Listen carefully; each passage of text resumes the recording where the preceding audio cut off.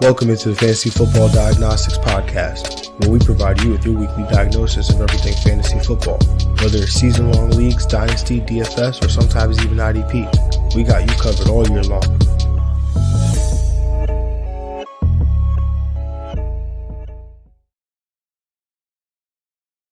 Let's do it. Let's get to it. Welcome into the Fantasy Football Diagnostics Podcast, and I'm your host, John June. And of course, this very special episode 200. That's right, 200. Count them. Yes, sir. Episode. Got my guy, Greg Penniman. Greg, how we feeling today, bro? Feeling real good. First, that we made it to episode 200. It's been a long time coming. A lot of growth, a lot of struggles, and a lot of wins. And we're just gonna keep getting more wins. And yeah. Also, very great. Out of my 7 teams, about 5-2 right now. Hopefully, JT can get us the six win. Going against the Colts defense. He needs like about 12 points, something like that. So yeah, it's looking real good. And third of all, I got that dub in the League Extraordinary People against your boy John. Nice little classic SmackDown. I want to say, yeah. Shout out to everyone on that team, really. Yeah, man, I got clapped out worse than Patty Mahomes and the Chiefs did. It was not a great feeling sitting there on my way back from a wonderful vacation and just looking at my score. And when those moments when your fantasy day is done by like 4 o'clock, that was me yesterday. So, I'm grateful, to be able to sit here and have this opportunity. And like you said, there's been a lot of growth that's come of this, a lot of losses, but a lot of lessons for sure. So definitely appreciate everybody that's been a part of this ride, whether, listening, supporting, sharing content, whatever it is that you've done. I mean, I know that, collectively we haven't all been here, Greg and I, for all 200 episodes, but we've been a big part of making each episode, part of what it is. So we appreciate all of you. We appreciate the support. Greg, my co-host, I appreciate you. And so definitely just looking forward to, another 200. Yes, sir. Yes, sir. I believe we said that at 100, so that we were going to get another 100. And so we got another 100. So we'll do it another 200. Obviously, we'll stop at 300 because I feel like we just have to at that point. But without further ado, Greg, let's jump into the Week 5 recaps. And, of course, as we do it's Monday night. You'll probably hear this either Monday night or you'll probably hear it Tuesday morning. We'll recap the Monday Night Football. Well, not Monday Night Football. Sorry. We'll recap all the games up to Monday Night Football because we will record this. We record this before Monday Night Football kicks off.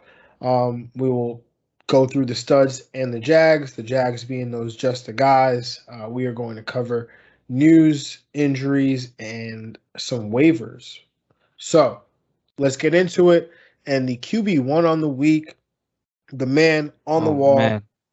Justin Herbert, 26 of 43, 398 passing yards, 4 passing touchdowns, 29 rushing yards, and a rushing touchdown. 5 total touchdowns on the day for the Herb. 42.82 points in a thrilling game against the Cleveland Browns. Greg, what were your thoughts on this performance here by Justin Herbert? Yeah, I mean, we knew the quarterback one day was going to come, but this is amazing. It's one of his best games of his young career, and I feel like he could just keep doing more. Like, I feel like he's going to have a better game eventually than this. Like, in an amazing game, one of the best games of the year. So, yeah, the Herb came through. You got to love it, man. He's just elevating, and people are really starting to notice. Like, not just the average fan is really starting to notice that the Herb is like top 5 quarterback in this league right now. Bro, that is a fact for sure. I've said it on this show before. You couldn't convince me that Herbert wasn't already a top 7 quarterback, and that was after just his rookie year.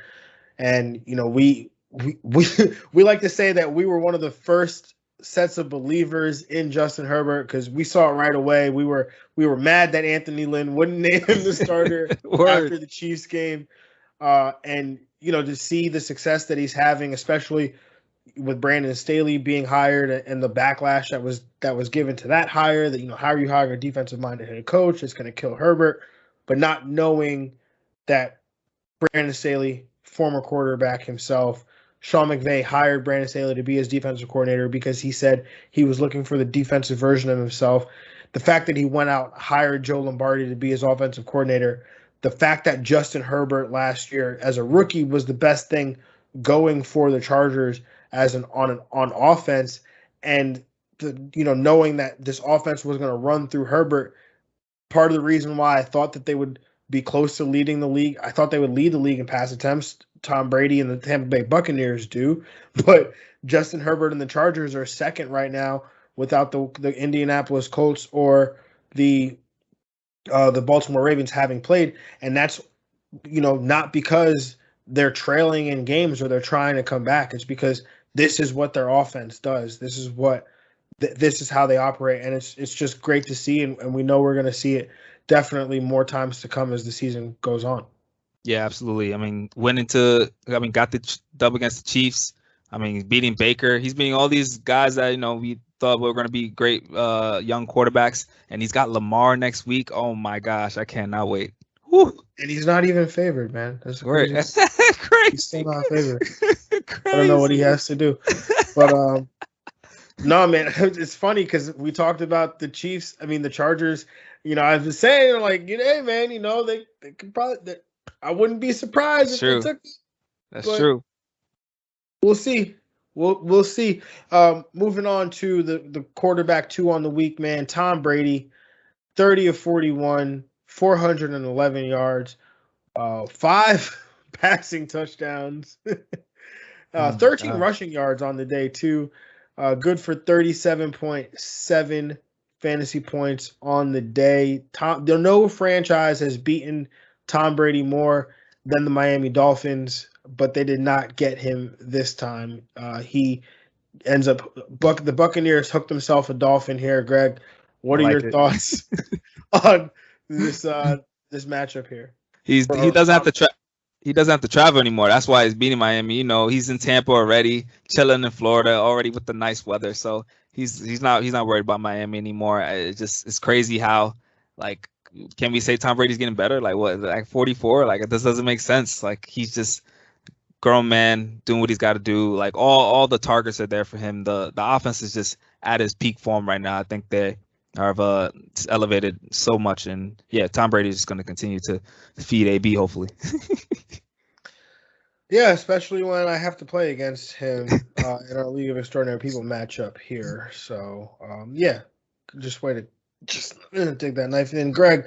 But yeah, no, Tom Brady just, continuing the ball, man. And like you said, can he get better as he gets older? I'm just not going to doubt Tom Brady anymore. Ever. Ever. There's no reason to. No. I'm just glad he's not in New England anymore. So that makes me happy. Moving on to the quarterback 3 on the week.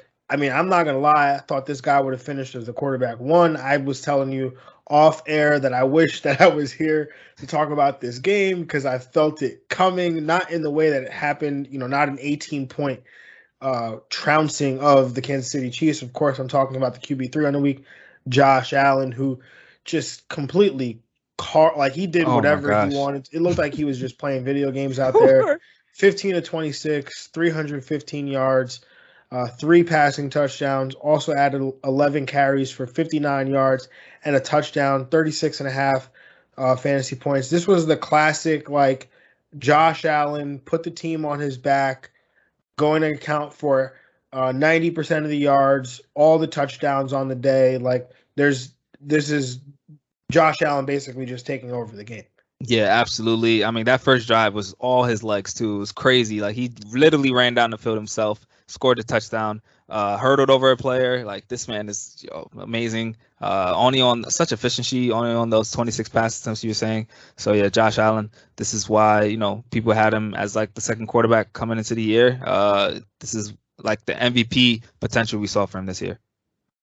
Yeah, I mean, he, averaged 12 yards per attempt yesterday.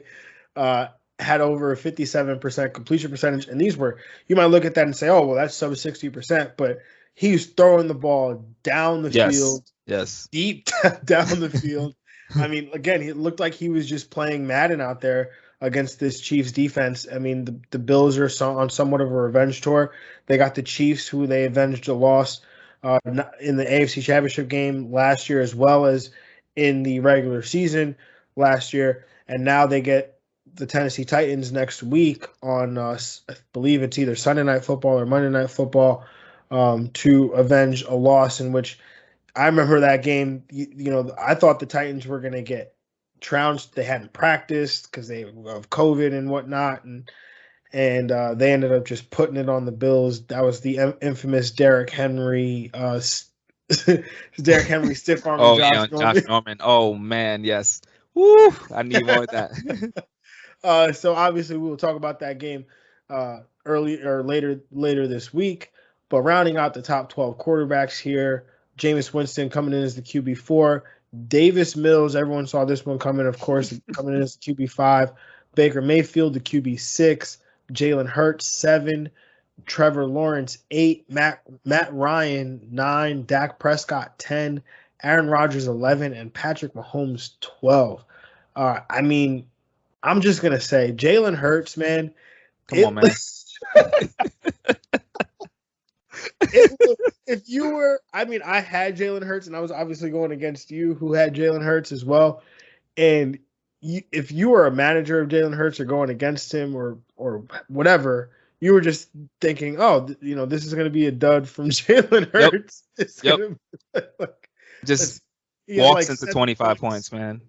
He had like 7 points at one point and ends up the game with 22.9. I mean, it was just, this is why you draft a player like Jalen Hurts. I will do it every single time. Give me those legs. Greg, were any performances here that really stuck out to you one way or another from these quarterbacks? Definitely like the Jameis going off on that Washington football defense, man. We're attacking that every week now. This is a defense that needs to be attacking that secondary. So you good matchup by him. I think Baker Mayfield get in there doing what he has to do. But just without Odell too again. I feel like this is a common theme here. Odell, yeah, I know. He didn't do anything. But Dak Prescott, your quarterback star of the week, coming in as a top 10 play. Yep. Honorable mentions, Joe Burrow. It was a weird week for quarterbacks. A lot of guys got injured. And then there was also just, poor play. Joe Burrow, Teddy Bridgewater, those guys played well. In terms of some Jags, Kyler Murray, it was a weird game from that Arizona San Fran game. Not that he played poorly or anything. It was just, not a lot of points in that game. Trey Lance, your stream of the week. I like the numbers, right? He didn't have a touchdown. I mean, he still had 14 points, didn't have a touchdown in the game, but that's what 16 carries for 89 yards will give you. So I will, if we get Trey Lance again, I will go back to the Trey Lance well. Some other Jags here: Ryan Tannehill, Sam Darnold, Derek Carr, Justin Fields, Taylor Heineke. Honestly, man, I'm at the point now with Fields. Like I'm not because of him. Of course, it's this offense is not utilizing his skills, and now he's got the hyperextended knee, so they're not gonna run him now. There's like no way. If they weren't running him before when he was healthy, and now he's got a knee injury, like are they gonna run him now? I'm almost at the point where I'm just gonna give up on Fields now. What about you, Greg? I think you were feeling something similar earlier in the week. Yeah, I agree. I think with the young quarterback, I was saying they will probably lean on this run game. They definitely lean on the run game. Like they were run heavy first team with both Damian Williams and Khalil Herbert. Talk about him a little later, but it looks like the game plan is to kind of limit his throwing, try to win more games by through the legs of the running backs and not through his arm. Yeah, so that's definitely a little upsetting there. Let's move on, I guess, to the running back position here, and the RB1 on the week. Look, man, it's like it's going to be like Chargers week this week, I guess. Yes, sir. Austin Eckler, 17 carries, 66 yards, 2 touchdowns. Also added 5 catches for 53 yards and another touchdown. 32.9 PPR points on the day there. Austin Eckler just been a touchdown machine here with the LA Chargers. That's been one of the pains for fantasy managers of Austin Eckler in the past. Didn't feel like he was getting enough touchdown production. And now through 5 games now, Austin Eckler has, let me find it. He has 7 touchdowns through 5 games. So definitely a improvement there for Austin Eckler. Greg, what were your thoughts here on the performance by Austin Eckler? Yeah, you gotta love Austin Eckler getting all these touchdowns now. It seemed like he was getting a lot of these opportunities last year, but not getting that touchdown mark. So the positive regression has come from him, and he's with the hottest quarterback in the league right now. So more points to come. RB1 season is here. He does it with his legs. He does it in receiving as well. So that just shows the safe floor that he has. He's gonna. This not the last time he'll be the RB1. No, I mean, we talked about this. I definitely talked about this all off season. Austin Eckler was going to be the Alvin Kamara in this offense. That was never hyperbole. That was just facts. And this was this is a coaching staff that's actually willing to give Austin Eckler all this work. I mean, 20 touches. It almost seems like a given for Austin Eckler this every week now. So. Moving on to the RB2 on the week, Myles Gaskin. Welcome back, Gaskin. Gas, man. 5 carries, 25 yards, 10 catches for 10 targets for 10 catches and 74 receiving yards, 2 touchdowns, 31.9 PPR points. Greg, what were your thoughts here on the performance of Gaskin? And is this something that fantasy managers can trust going forward? Yeah, it just didn't make sense that, on a team like Miami struggling offensively, like this is how they should move the ball, by getting it to Gasman on dinks and dunks, getting him into routes. That his one touchdown was beautiful, receiving touchdown. So this is how they should be able to move the ball and show that there's no other running back that's close to Myles Gaskin's level on this team. So I do think they should recognize that. I think that he'll be more reliable down the stretch now. I think we can trust him a little bit more to slot him up as a RB3. I don't think we'll get those dud games anymore. I'm hoping.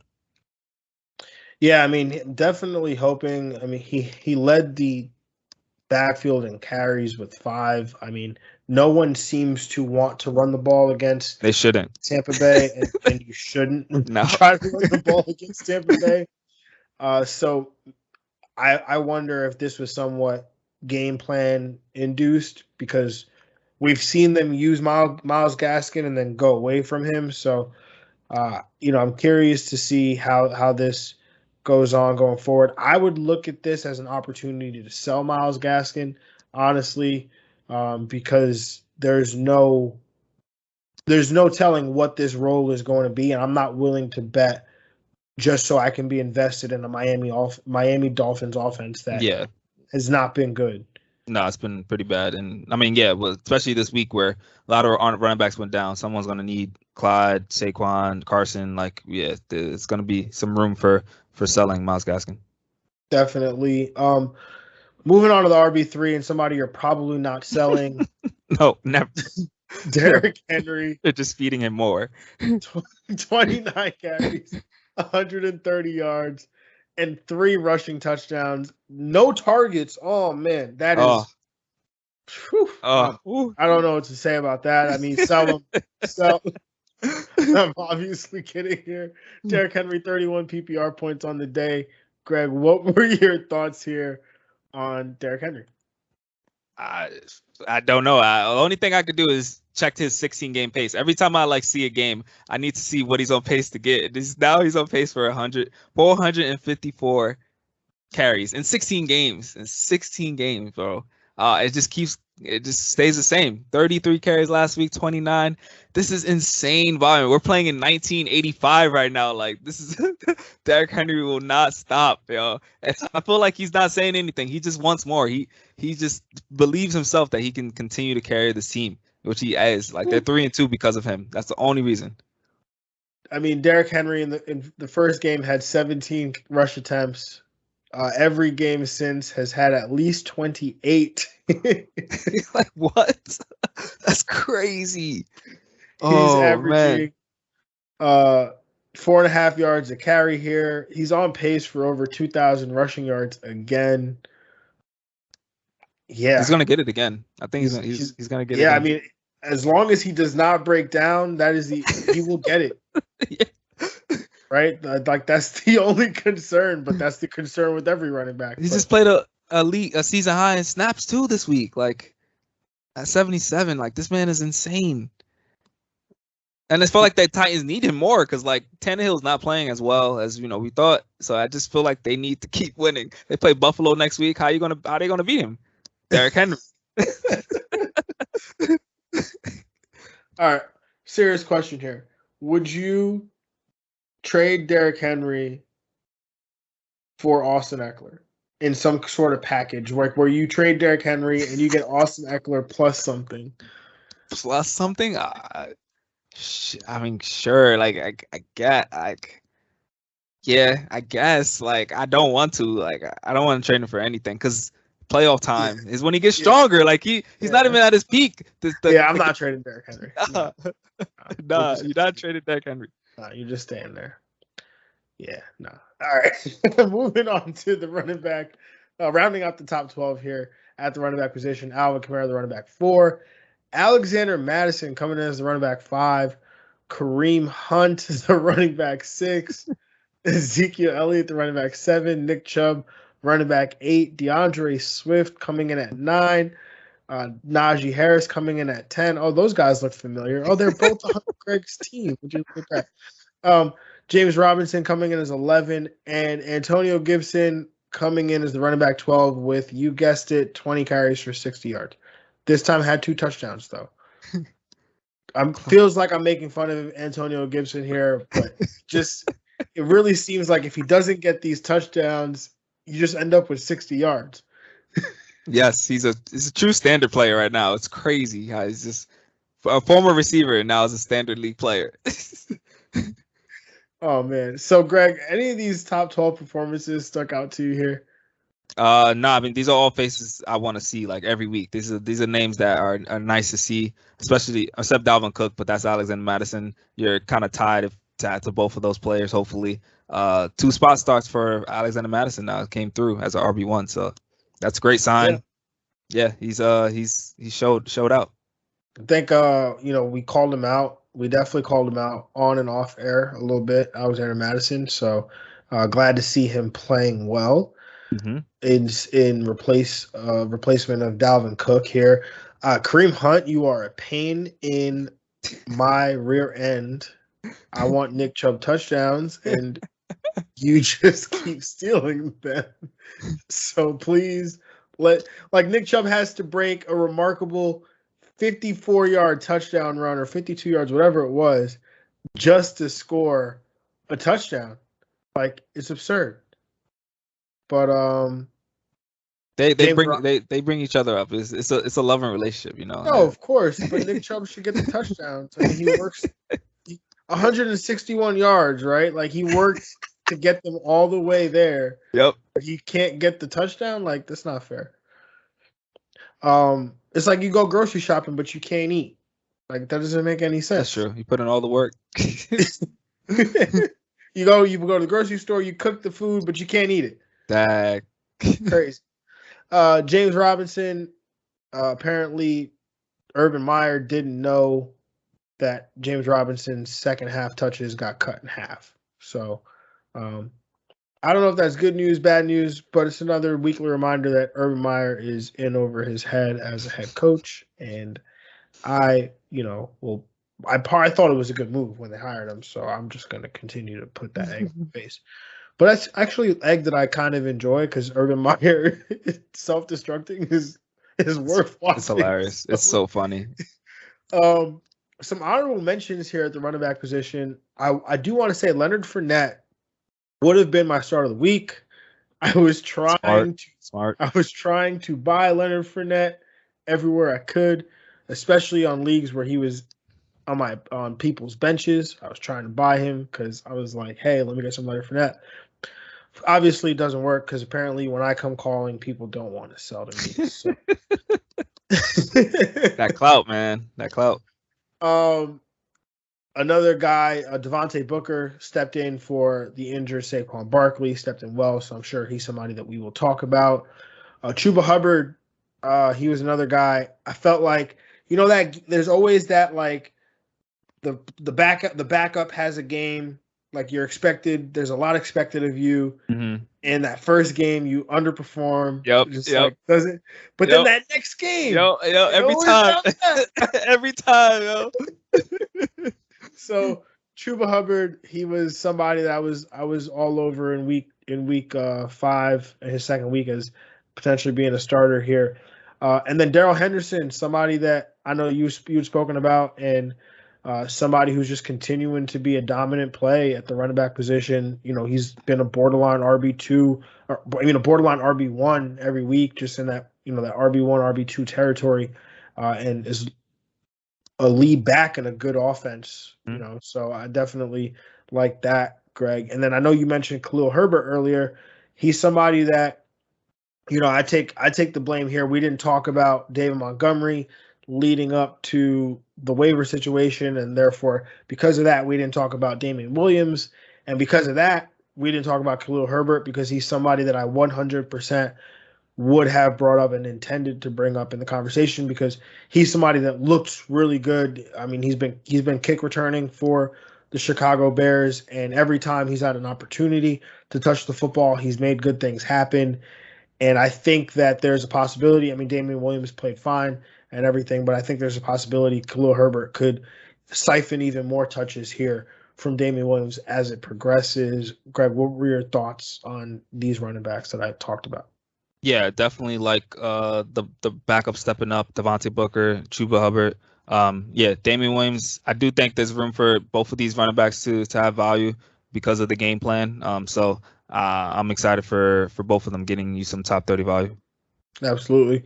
And then Cordell Patterson just continuing to get it done, man. Even, people thought that he wouldn't get touchdowns. Touchdowns weren't going to continue, but led the backfield in carries this time with 14. If you scooped up Cordell Patterson, I'm telling you, man, I have him in a league, and it's so nice. I played him at wide receiver this week. I was like, I'm playing, all these running backs. So I put him in my wide receiver slot at 9:30. He's so nice to have.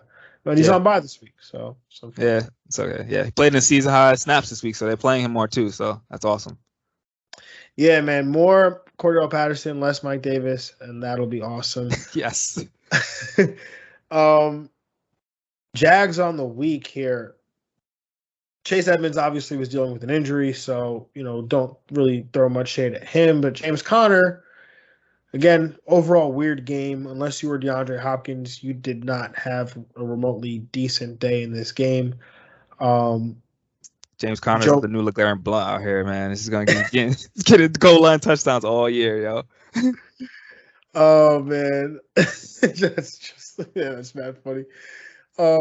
Joe Mixon, obviously, again, he was somebody that was injured, so I think the situation there is just kind of like, what are you gonna do going forward? Because he's active, so like you feel like you have to play him. If he doesn't get that touchdown the other day, then it's definitely something that we have to think about going forward.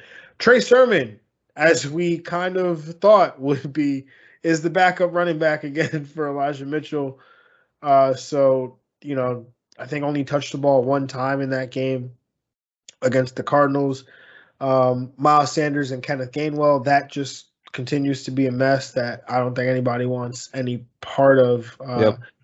Although I feel like this could be a good Kenneth Gainwell week with the Thursday night game coming up against the Tampa Bay Buccaneers. Perfect So type of player to play that Bucs rush defense. Yeah. yeah. So Damian Greg, Harris, man.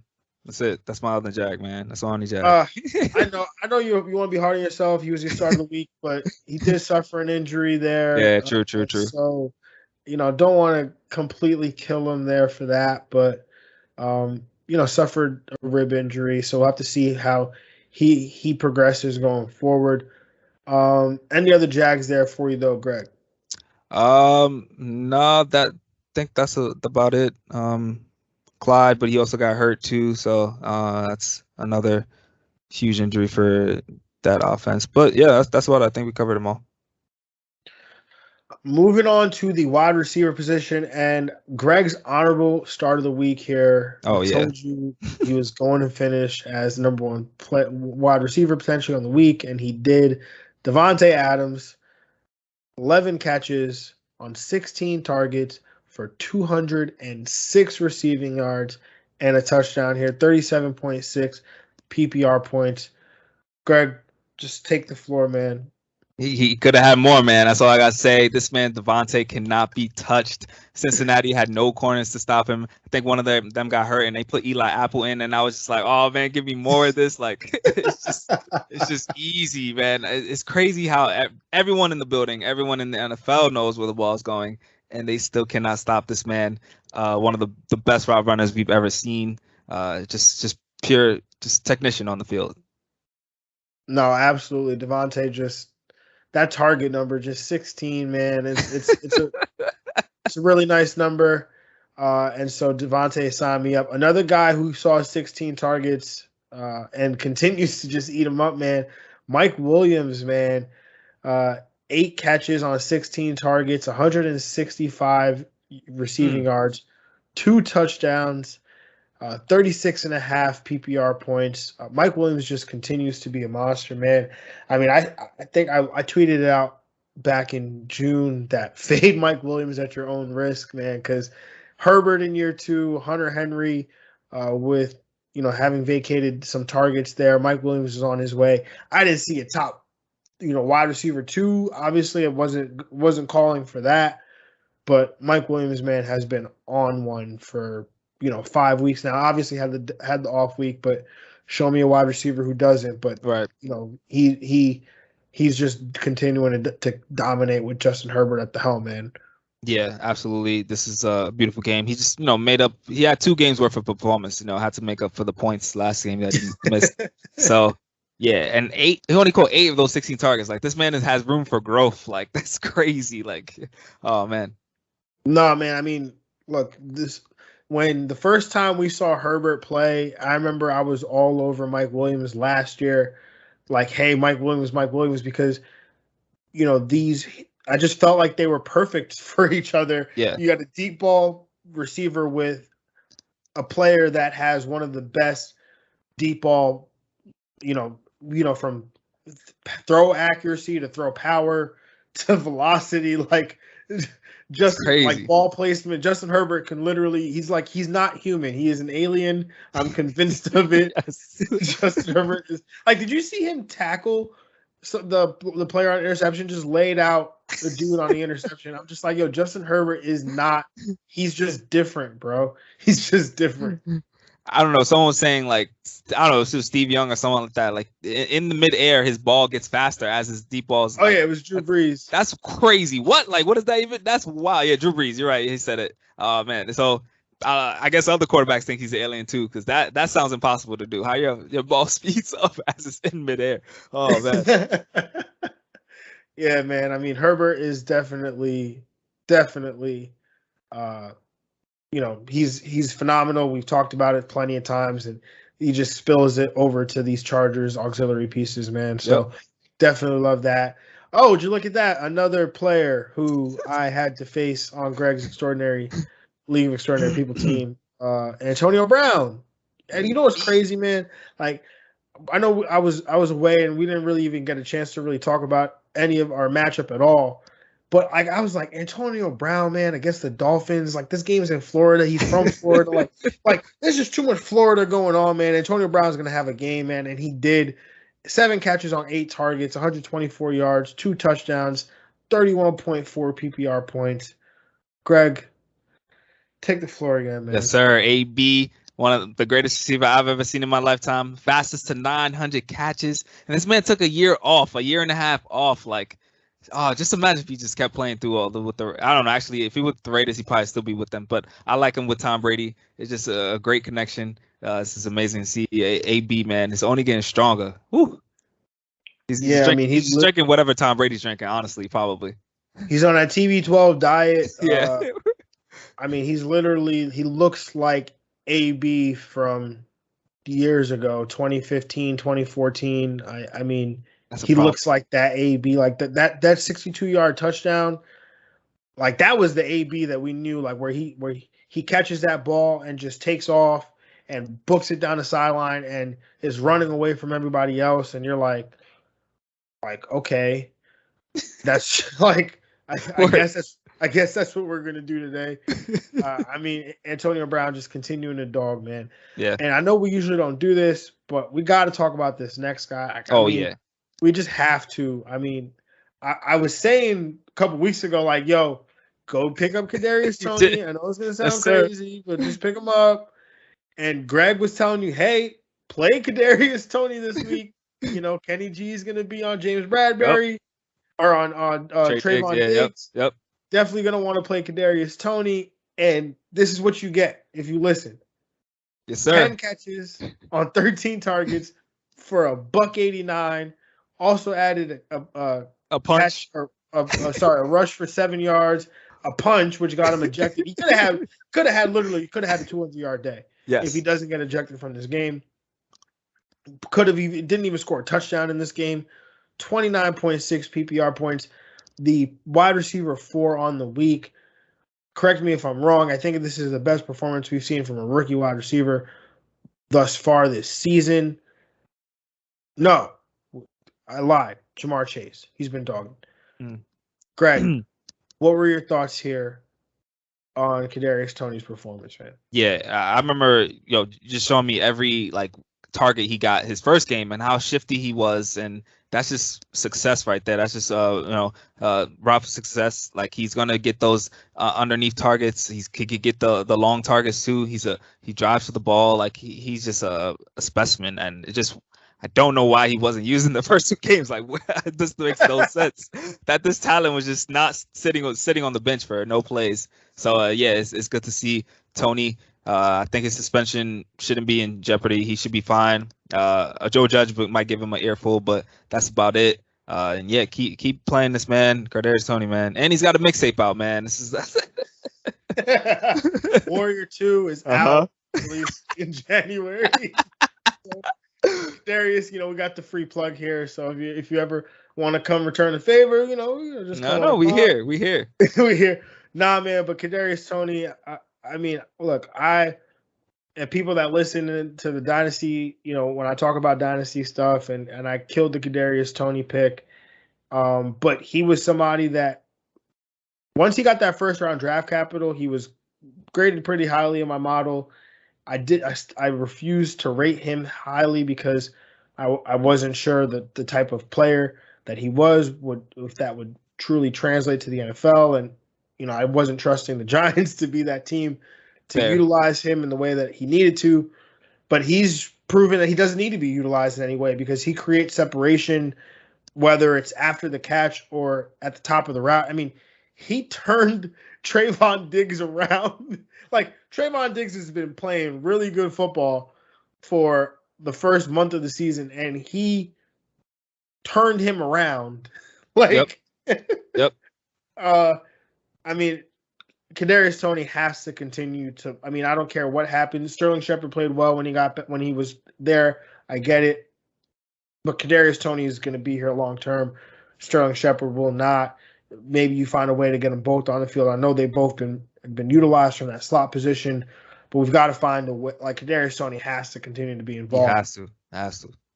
Rounding out the rest of these top 12 wide receivers, Mike Evans coming in as 5. Jamar Chase coming in as the wide receiver 6. Robert Woods, the bounce back, coming in at 7.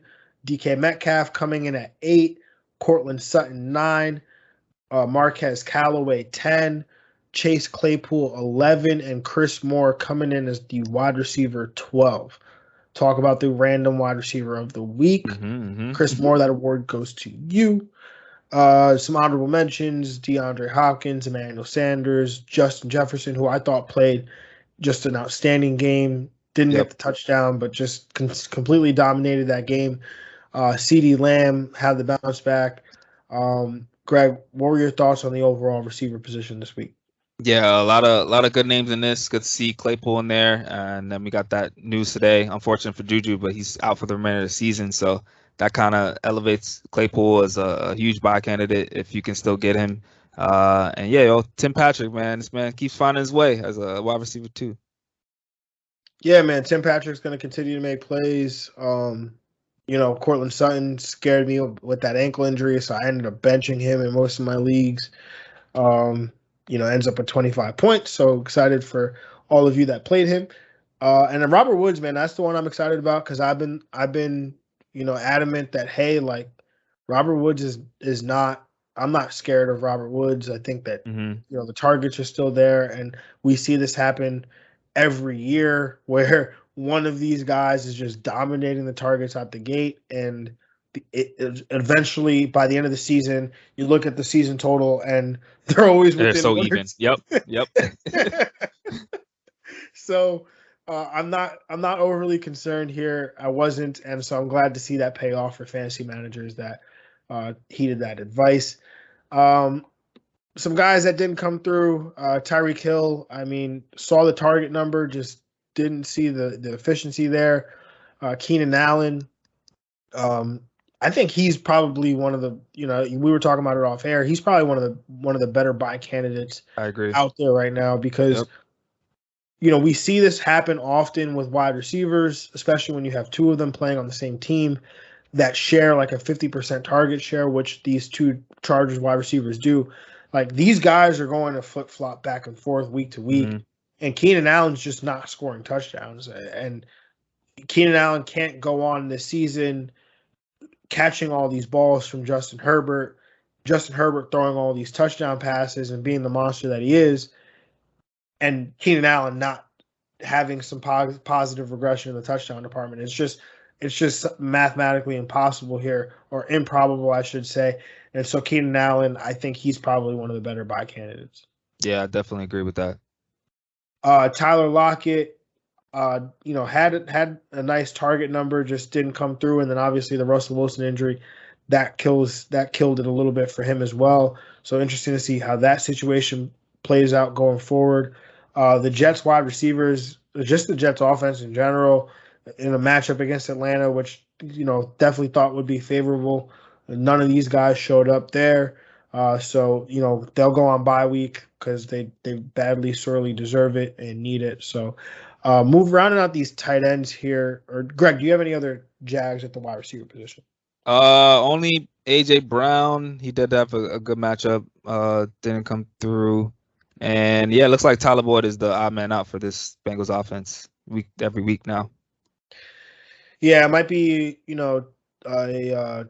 a game situation where there's, a lot of back and forth to it. I know this game, obviously, it had some back and forth. It was a close game, but there wasn't a lot of points. And so maybe there's a lot of points, a lot of plays, or it might be matchup dependent. But yeah, I think if you want to play a guy, it's going to be Jamar Chase or T. Higgins. Tyler Boyd, probably not the safe guy that he was before, but again, in a good matchup, I think you could obviously still play him. Moving on to these tight ends, man, and the tight end one on the week, David Njoku, 7 catches on 7 targets, 149 yards, and a touchdown, which came on a 71-yard play. Greg, what were your thoughts here on watching Njoku explode for 27.9 PPR points? Yeah, this is definitely a day. Didn't predict this. I mean, Baker likes to throw this tight ends, but Austin Hooper seemed to be the guy. But yeah, Njoku was always a talented player. When they brought in all these guys, like you had Harrison Bryant and Austin Hooper, it kind of limited his play. That's why he wanted the trade. But yeah, he's got his day here, so that's nice.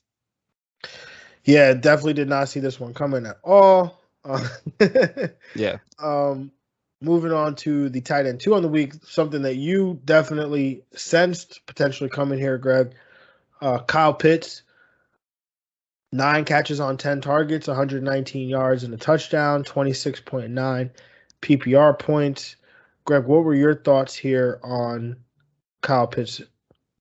Yeah, it was a great game by him. I'm glad the coming out party is here. I mean, with all the injuries at the receiver, it had to be him. He had a lot of matches. You saw the reason why, they drafted him 4th overall. I mean, the target number is still there. So, again, all the peripheral stats are just continuing to show that he's a tight end 1 right now. And finally, that production came with the touchdown. So, yeah, continue to play him. Yeah. Yeah, I mean, he's definitely somebody that I was saying I would be interested in buying Kyle Pitts. I still would look to buy him now. I mean, he's going on buy. Maybe you can convince the manager that, hey, this was a fluke. Hey, you never know. Whatever. I'm not saying you should misinform people, but do what you got to do. It'd be like, Calvin Ridley's coming back. You can say that. Yeah, Gage is coming back. Yeah. Matt Ryan's getting older every day that passes. Things like that. The tight end 3 on the week, man, Greg's start of the week here. Dawson Knox, 3 catches on 4 targets, 117 yards. And Greg called for that touchdown. And guess what? You got that touchdown, y'all. Yes, sir. 20.7 PPR points, Greg. Take the floor, man. Yeah. Dawson Knox, just probably the definitely sleeper tight end of the year so far. No one was expecting this performance from him at yearly value. Right now, he's tight end 1 bona fide throughout the year. So, yeah, continuing to Josh Allen, just feeding the tight end position, getting the deep balls going. So that's good to see. Yeah, man, Dawson Knox definitely been killing it started as a stream, and now he's graduated to start of the week worthy here. So continuing to kill it there. Moving on to rounding out this top 12, Hunter Henry, the tight end 4, Travis Kelce, the tight end 5, Dalton Schultz, the tight end 6, Donald Parham coming in as the tight end 7, Hayden Hurst, the tight end 9, Dan Arnold, tight end. Oh, sorry.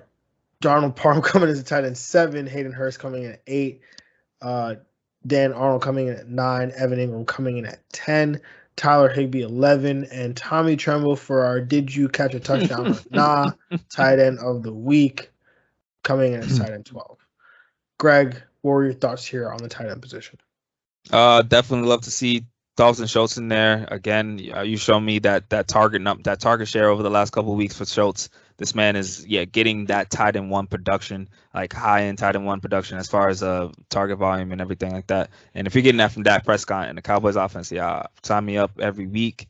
And yeah, I mean, Evan Ingram getting beat tight end 1 should be. He's healthy and he's on the Giants, so he has a lot of value going forward.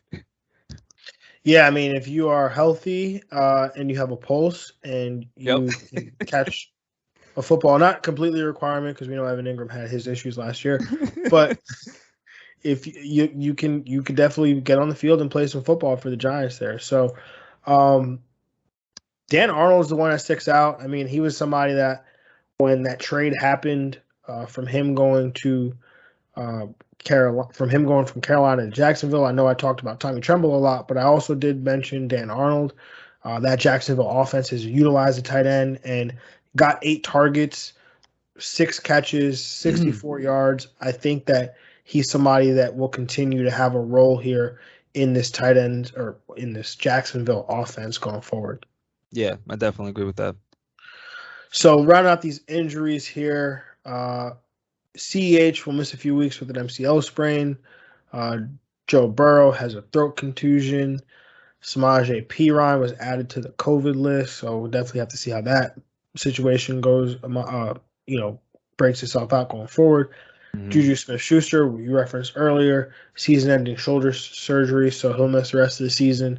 So obviously that's a bump to Claypool, as well as I think obviously those targets have to be distributed somewhere. So between Claypool, Najee Harris, and Deontay Johnson, with probably Chase Claypool seeing that biggest bump there, James Washington probably still will be involved a little bit. But Curtis Samuel, he's week to week with that groin injury. I guess he aggravated it during the game against the Saints.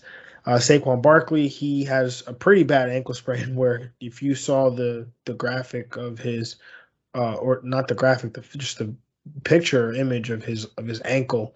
It was like the size of like 3 golf balls. So, oh my gosh, it was bad. It was bad. Yeah. So he's week to week there. They said that he could potentially only miss 1 game. I don't think that. Oh no. Yeah. No. It'll be tough. Maybe 2 to 3 games at least, but. I would definitely proceed with caution as if Saquon's not going to be available. And before we get into the waivers, remember the bye weeks are here. Yes, sir. So be mindful of that. Atlanta, the New York Jets, the New Orleans Saints, and the San Francisco 49ers are the first 4 teams to be on bye. So if those players are on your team, be mindful of them. Either you have replacements for them. The biggest names out of that, probably Alvin Kamara, Cordell Patterson, Calvin Ridley, Kyle Pitts. I can't think of much any. Deebo Samuel. Yeah, Deebo Samuel. So definitely be mindful of those players and make sure you have replacements ready for them. So, Greg, let's jump into the waivers and let's start with that. Let's start with the quarterback position today. Anybody that you should be looking at to pick up off waivers at the quarterback position this week? Not too many names for I would say this week, but if you are looking forward, I think Jameis Wilson is a buy. I think he could be a person that even after waivers because he's on the bye week, so he might be even able to add throughout the week because he's only 34% rostered. No one's going to be really looking at him. But after this bye, the next 5 games is a stretch that you want for a quarterback. You got Seattle, Tampa Bay, Atlanta, Tennessee, and then Philly. Like these are all green matchups for a quarterback. James Winston coming off probably the best game of the season so far, attacking a weak defense in Washington. So I think a name that you want to probably get if you're desperate at quarterback.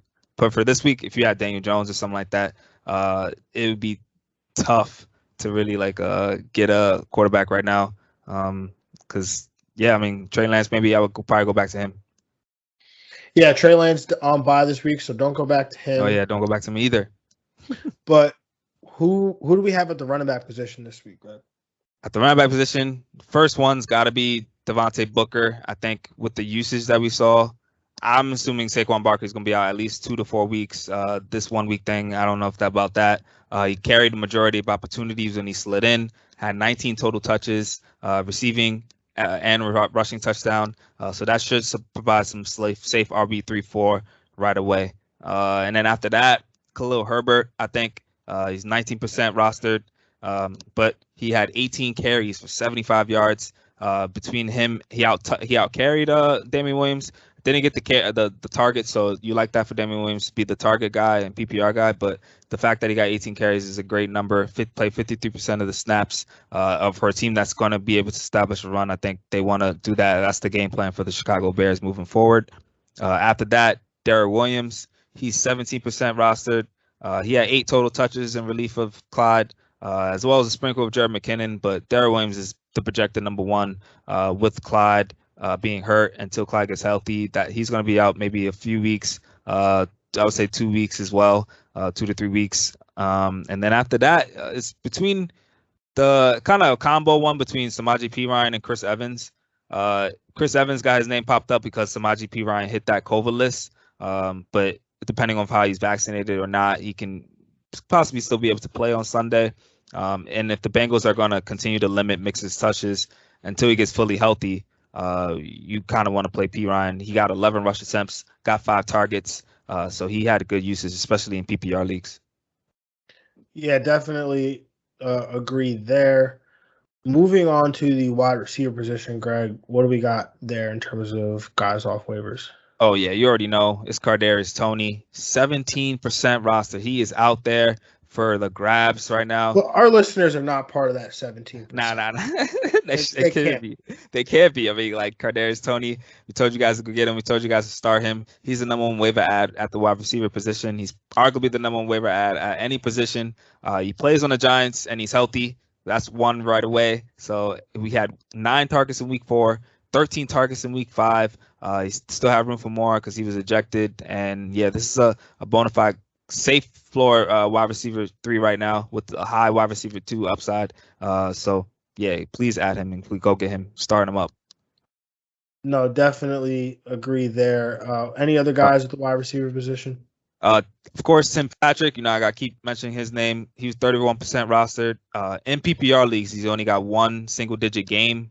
So he's providing you a very nice floor. He had a season high in targets in week 5. I think he's going to be a solid bye week filler. We got these bye weeks coming up, so guys like Hunter Renfrow are going to be able to fill in nicely. Rondo Moore, I think he's still a very nice stash to have on your team because at any moment he can give you wide receiver 2 upside. He's only 40% rostered. Still looking for more stability week to week, but I think you can play him in deeper leagues. And as a fantasy prospect, this is the offense to be in. He had 3 rushing attempts for 38 yards. You like that. Total had the season high in touches as well. So I like that they continue to use him and give him carries as well. And lastly, it'll be an ad if hopefully he sneaks under the radar. But Marquez Callaway, he's tied to Jameis. And if Jameis is going to do well, that means, Marquez Callaway is going to be that number 1 receiver for him. Yeah, definitely agree there. Just to be clear, though, I failed to mention this even earlier when you were talking about Jameis, but the Saints are also on bye this week, so we have to be mindful of that. But definitely this leads to an interesting point, right? Because something that you could do with bye week players, if the league that you're playing in allows it, you can pick these players up anytime leading up to Monday Night Football. So let's say you want to stream Jameis next week ahead of this matchup that he has in week 6 or week 7. During the week 6 games, if somebody on your bench underperforms or doesn't play well, then you can go ahead and drop that player, add Jameis Winston, and it won't cost you any fab, and you have until Monday to do it. So just be mindful of that with player, and that's with any player coming off a bye, right? So if any of these guys gets dropped during that time, like a Brandon Ayuk, I'm sure will get dropped, and totally you can totally drop him if you need someone. I mean, I think he's just droppable. Let's just not even man, the bye week though, he might get right. I don't know. I mean, he could get right. Look, I'm going to hold on in leagues where I can afford to. Yeah, right. True. It's like the last player I want to cut on my teams, but I'm not going to sit here and tell the manager who's 1-4 or 0-5 or 2-3 that you have to hold on to Brandon Ayuk for this magical breakout game that we've seen like inklings of. So you're getting Kadarius Toney for him. Go get that man for Ayuk. That's a very easy swap to make. Very easy swap. Kadarius Toney, Brandon Ayuk, right? You go from a guy who's seeing like 10% of his team's targets to a guy who's seeing 30%. Like that's a situation I want to be in. And so as much as I like Brandon Ayuk, as much as I would like to see the situation play out, it hasn't worked out. I got to catch my L when it comes. And so he is totally droppable. Yeah, he is. And I'm sure we could talk about some other snips, but we are out of time here, running out of it. So, it's episode 200. Don't want to go for 200 minutes. So with that being said, everybody, we appreciate you. We love you. Thank you so much for all of your time and all your support. Obviously, we are back on YouTube. I am back, so everything will be operating as normally expected. And so, make sure you subscribe, Apple Podcasts, Spotify, Google Play, however it is you're listening to us. If you're watching on YouTube, make sure you subscribe, hit that notification bell. Make sure you're following the show at FF Diagnostics on all social media platforms. Make sure you're following Greg at we_made it on Instagram, at gmoney_truth on Twitter, and follow me at JR Football Nerd on all social media platforms. Have a good one, everybody. We love you. We appreciate you. And we are out of here. Peace. Yeah.